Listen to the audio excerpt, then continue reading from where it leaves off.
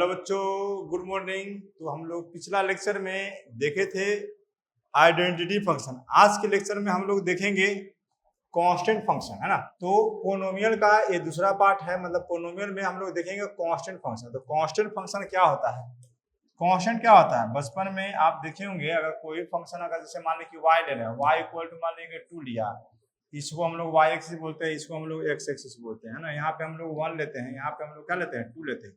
तो ऐसे जो पैरेलल टू अगर x एक्सिस लाइन को ड्रॉ कर दिया यहाँ से यहाँ तक को रेंज बोलते हैं। तो ये y इक्वल टू वो क्या हो गया, 2 हो गया। ये हम लोग का y एक्सिस है, ये हम लोग का क्या है, x एक्सिस है। तो यहाँ से जो हाइट होता है उसको हम लोग ना रेंज बोलते हैं। और ये जो पैरेलल टू x एक्सिस है क्या है, ऑलवेज, है ना।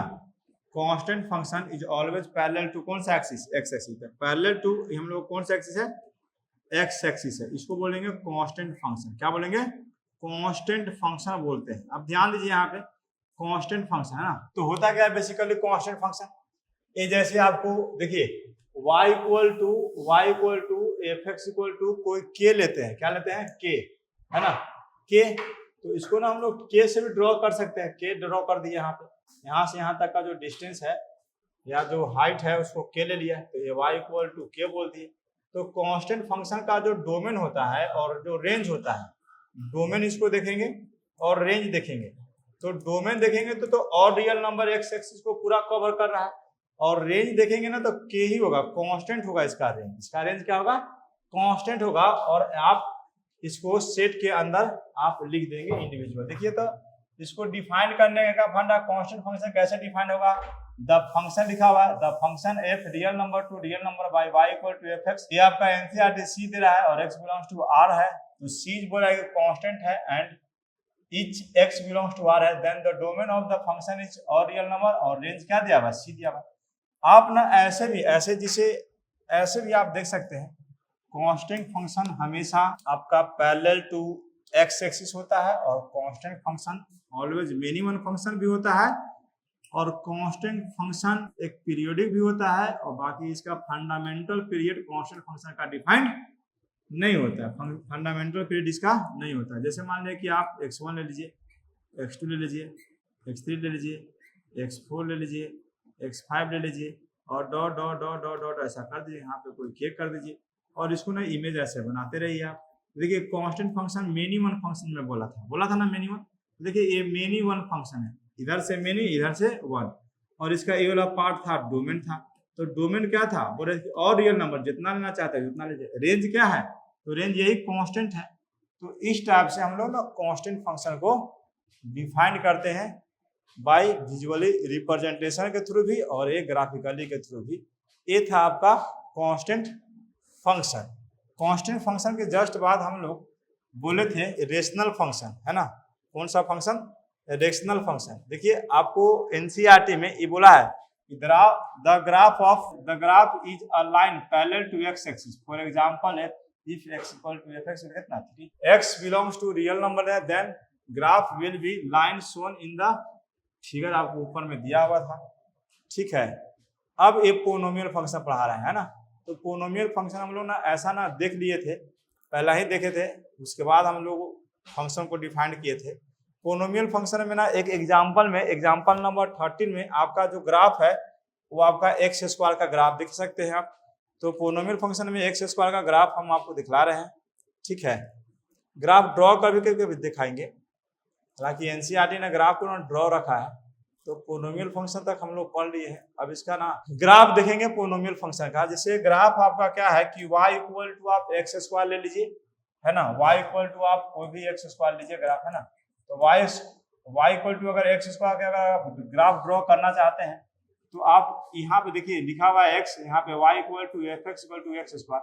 यहाँ पे अगर -4 डालेंगे, इसमें देखिए -4 डालेंगे तो आपका ये 16 दे देगा, है ना।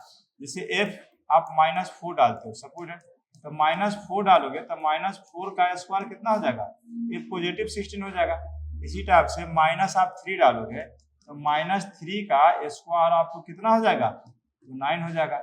इसी टाइप से -2 डालोगे आप तो -2 का जो स्क्वायर होगा वो कितना होगा, 4 होगा। तो इसी टाइप से देखिए -4 पर 16 है, -3 पर 9 है, -2 पर 4 है, -1 0 पर 0 देगा, 1 पे 1, ऐसा इसी टाइप से सिमिलरली देगा।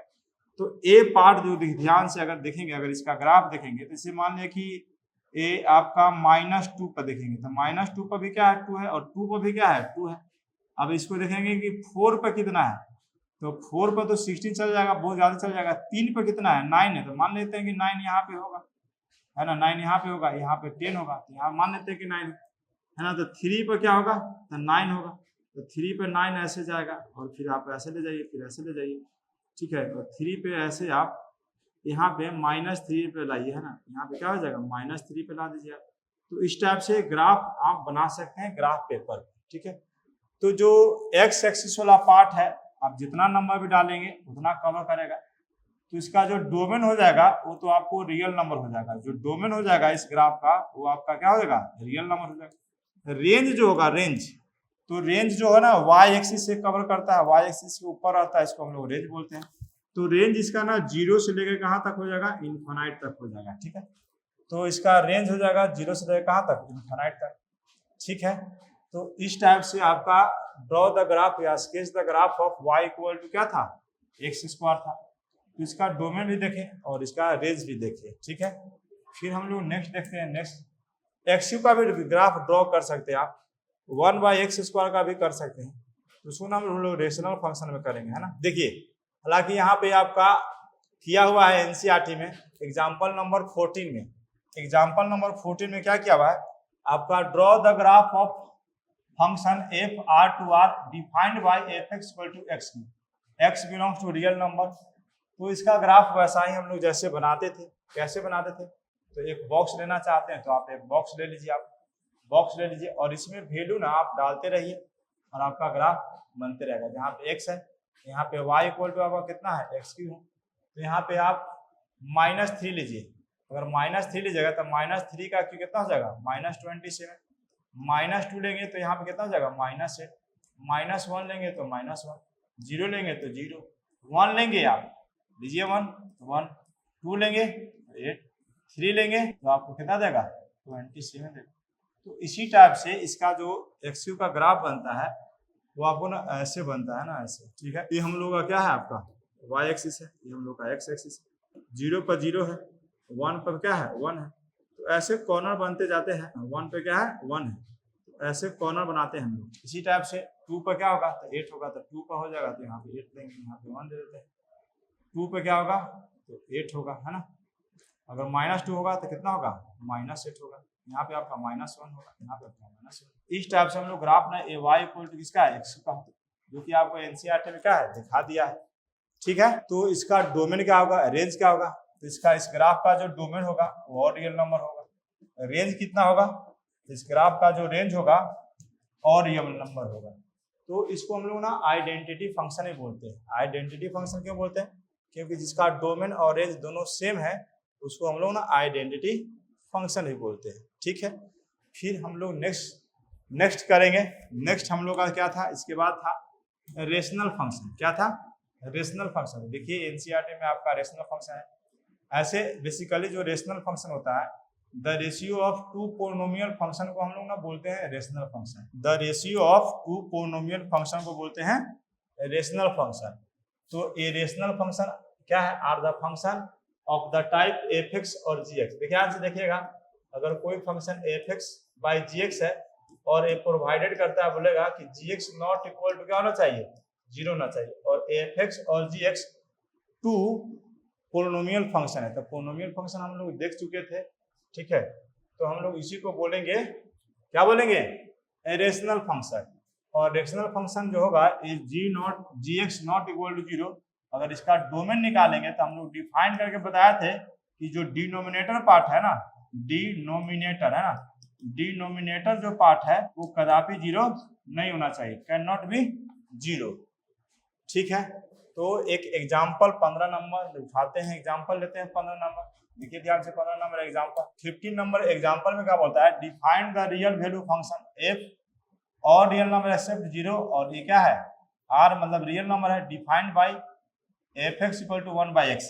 देखिए ध्यान से, f(x) इक्वल टू अगर 1/x है, इसका स्केच द ग्राफ भी करते हैं और इसका डोमेन क्या होता है और रेंज क्या होता है उसको हम लोग दिखाते हैं। हालांकि इसको डोमेन और रेंज हम लोग प्रीवियस लेक्चर वाला में देखे होंगे, जैसे एफ एक्स है आपको ना, एफ एक्स, तो f x equal to 1/x है, तो इसको बताया कि जो नीचे वाला पार्ट यानी कि डिनोमिनेटर पार्ट होता है नॉट इक्वल टू 0 होता है, तो डोमेन क्या हो जाता था, और रियल नंबर एक्सेप्ट कितना 0। ठीक है, रेंज वाला में क्या निकालते, देखो रेंज का निकालने का फंडा यहाँ से भी सीख सकते हैं आप।